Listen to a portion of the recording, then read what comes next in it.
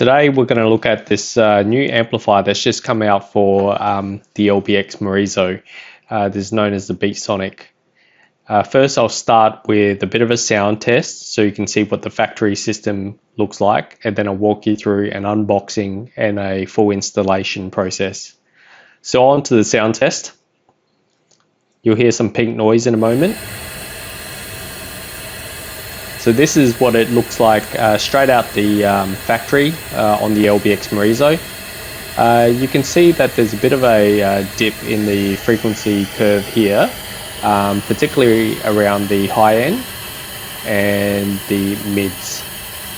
So what I'll do is I'll try to max out the treble here using our factory Headunit's EQ, and you can see it's brought it up a little bit, and then I'll adjust the mids. Now I'll go to about 3 because going any further doesn't seem to make any difference at all. It would be great if I can get a bit of gain control around the upper middle range so I can get that a bit more flatter. So let's look at how we're going to do that, and the way we're going to do it here is we're going to try out this new amplifier.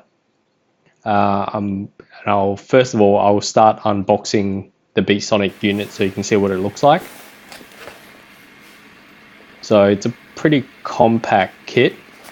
Just open this boxing up. You can see it's got a harness, some installation manuals, the unit itself, as well as some double-sided tape and some foam padding. The harness looks pretty good. It's got some braided sheath around it to stop it from fraying. It does have the factory connectors that will plug into a Toyota/Lexus head unit, which is actually a Denso unit. And so basically that intercepts the cable. It basically sends a signal straight down into the amplifier. Here's the amplifier unit itself. It's rated at 15 amps. All up, I think it's 45 watts max across 4 channels. It's effectively what we're about to do. We're about to install this amplifier unit.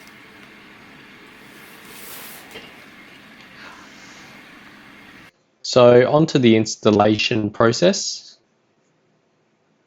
Pretty straightforward. First, we'll start by carefully removing the gear lever, and it's a anti-clockwise twist, and it basically just pops off. Now I like to protect it by using just some sticky tape or some painter's tape. Make sure it doesn't scratch any of the console as we're removing it. And then we need to release the side trims. Don't be scared about pulling on these with a bit of force. They are made pretty robust. Then what we need to do is lift the center console. This one's a little bit tighter. It's the first time it's come off. And then you need to remove this button trim console. It's got all your hazard lights and so on. And there's 4 connectors that you need to disconnect. So you remove the 4 cables going to the center part.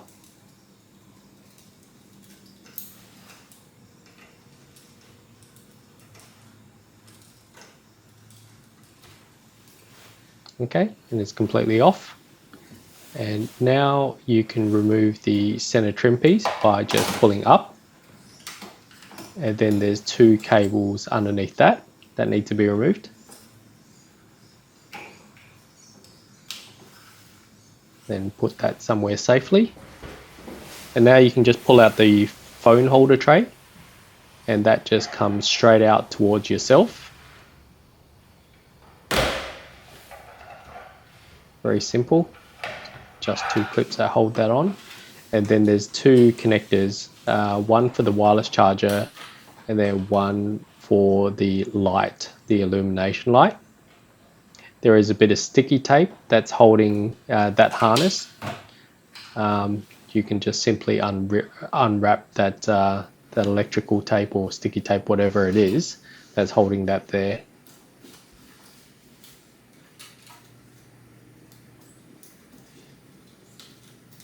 So once you've unwound that, you're free to then remove that, the entire unit there, and put that somewhere safe. Now it's time to remove the head unit.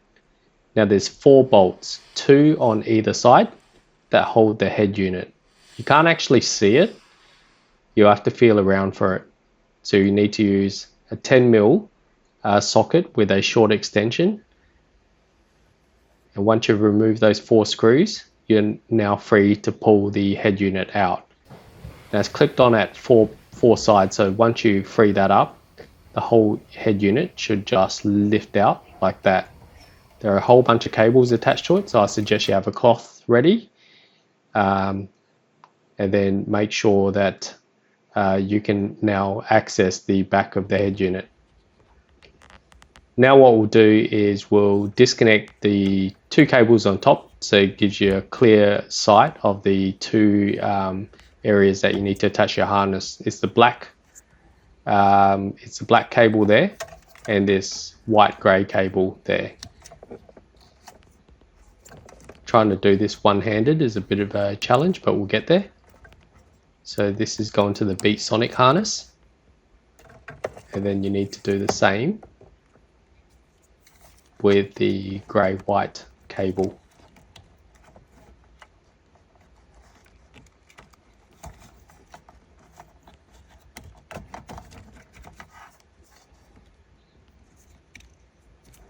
Okay, make sure you hear a click, and now reattach those the other 2 ends of that harness back into the head unit. Now you've effectively put a splice into the circuit, so the other end will attach to the amplifier now. So don't forget to put back in the 2 plugs that you removed earlier for access. And now what we want to do is find a good ground. Comes with a ground lead. It's a little bit short, so the only place I could find that was easily accessible is this little bolt at the back. That seems to have a good ground.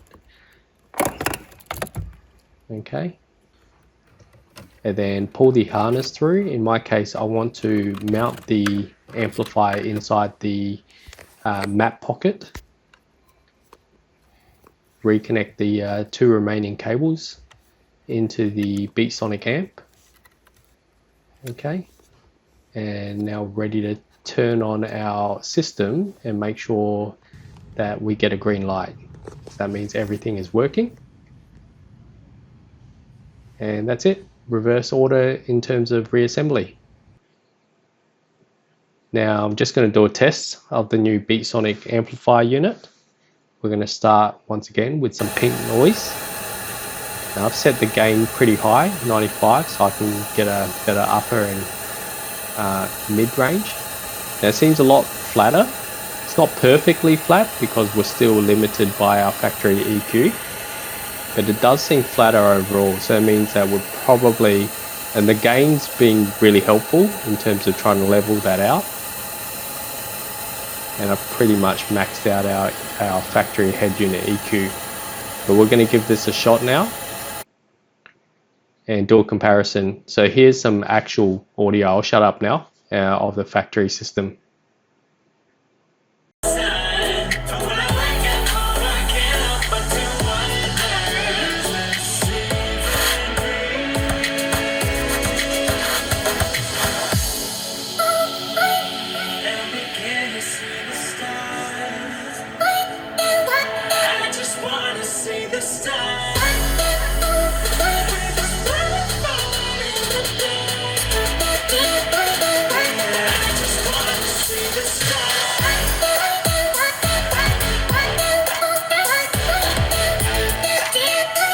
And here's the sound with the amplifier installed.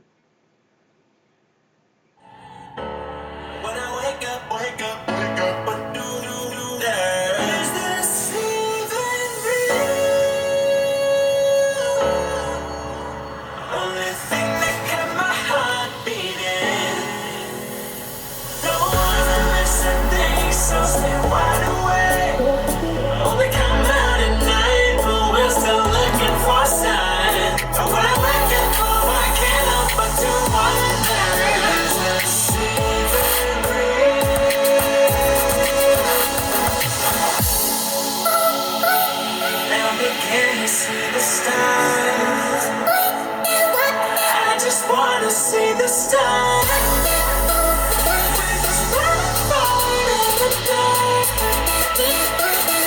I just wanna see the stars.